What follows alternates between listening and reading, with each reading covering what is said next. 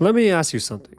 Like, seriously, when's the last time you walked away from a conversation and thought to yourself, man, they didn't hear me at all? Or maybe worse, when's the last time someone walked away from you feeling unseen, unheard, and quite frankly, misunderstood? See, here's the hard truth: you're not losing connection because you're not talking enough. You're losing it because you're not being real enough. Welcome back to Hard Truths, where we stop pretending, stop dancing around what matters, and start tearing down the walls that keep us small. So today, we're not just talking about communication. Nah, it's way deeper than that. We're talking about connection. Real, raw, vulnerable connection. The kind that most people are starving for, but have no idea how to build. So let's break it down. I'll be honest with you. There was a time when I thought being nice was the same thing as being clear. See, I thought if I was being polite enough, gentle enough, hinted enough, people would just know what I meant. Guess what? They didn't. See, I was speaking half truths, hoping for full understanding. I was whispering my needs and expecting people to just read my mind. And every time they didn't get it, honestly, I just blamed them. But the truth was, I just wasn't being clear. I wasn't being courageous. And if you're being real with yourself, you've probably been there too, right? See, saying just enough to feel like you communicated, but not enough to actually be heard.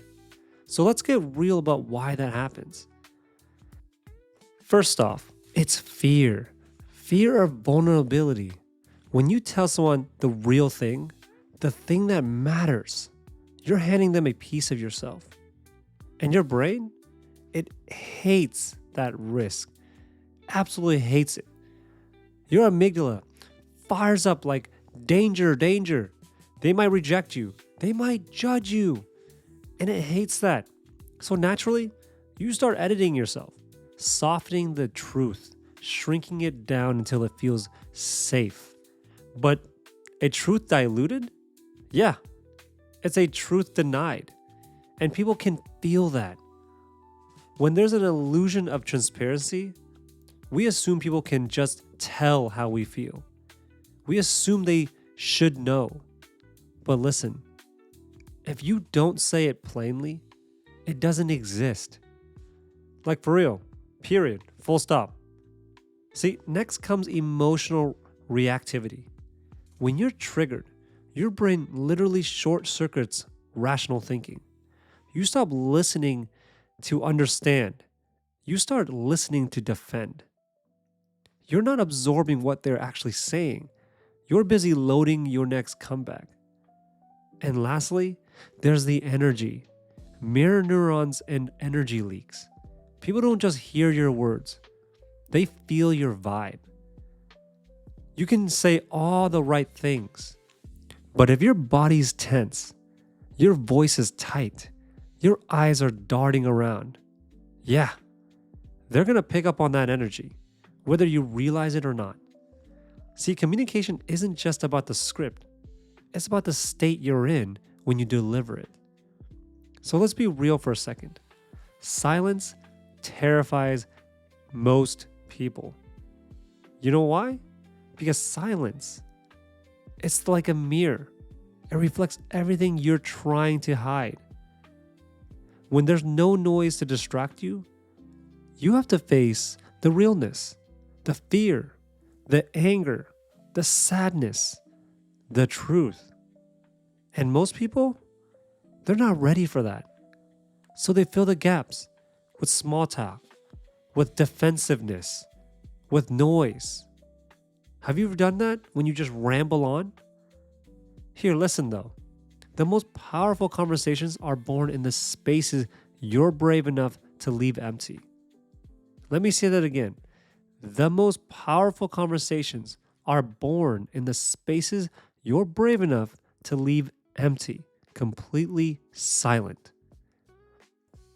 Taoism teaches the music is not in the notes, but in the silence between them. See, sometimes the most powerful things you can say is absolutely nothing. Just sit there. Let the weight of the truth hang in the air. Have you ever wondered why monks seem so calm when they speak? Why Stoics had so much weight in their words? It's because they weren't talking to perform. They were talking to connect. Buddhist monks practice right speech. They ask themselves before speaking, is it true? Is it necessary? Is it kind? The Stoic Marcus Aurelius, man, that guy used to pause and ask himself, is this necessary? Is this helpful? Does this align with who I want to be? And Viktor Frankl, the man who survived the absolute worst of humanity, he reminds us between stimulus and response, there is a space. In that space lies our power and our freedom. You see that pause? That space? That's where the magic happens. It's where poor communication dies and deep connection is born. All right, so here's what's helping me rebuild communication with real weight, real depth, and real impact. First, I state the emotional truth first. Before facts, before opinions, before demands. I literally say something like, look, I'm nervous to bring this up because I'm scared it'll come out wrong, but it matters to me. Second, I say the real things early. No buildup, no storytelling detours, no hiding behind context. Rip the band-aid off. Say the damn thing early, clean, and direct. Third, I hold the silence. You see, after I speak, I stop. I let it breathe. I let it land. And yeah, it's awkward sometimes. But realness needs space, not noise. And lastly, I listen beyond the words. I listen for the fear they're hiding. I listen for the hope underneath their anger. I listen for the pain tucked inside their distance. Because most of what's real, it's not said outright. It's hidden underneath. So here's your challenge. If you're brave enough, for the next 48 hours, if it's real, say it. If you're scared, admit it. If silence shows up, I want you to honor it.